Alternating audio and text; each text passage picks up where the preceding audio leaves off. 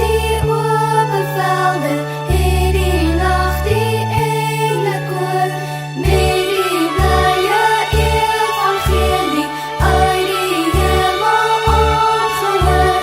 Kom, loof die Heer, loof die Heer, loof die Heer God, in die hoogste hemel.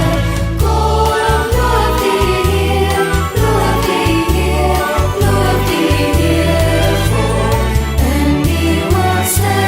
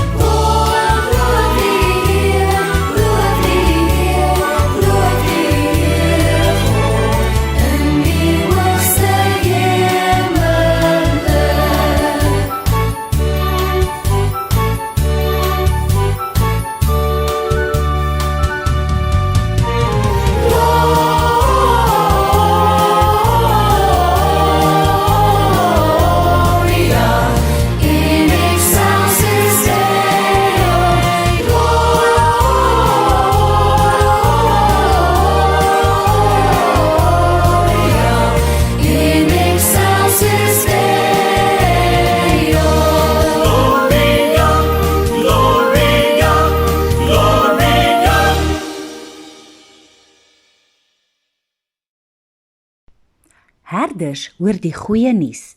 Lukas 2. Keiser Augustus het beveel dat al die mense getel moes word. Josef en Maria, wat baie ver swanger was, moes na Bethlehem gaan omdat Josef 'n afstammeling van koning Dawid was. Daar was nie plek vir hulle in die herberg nie, en Maria moes geboorte gee aan haar seun in 'n stal. Sy het hom in doeke toegedraai en in 'n krippie neergelê. Daardie nag was daar skaapwagters wat in die veld buite die dorpie hulle skaap opgepas het. Skielik het 'n engel van die Here aan hulle verskyn en die heerlikheid van die Here het om hulle geskyn.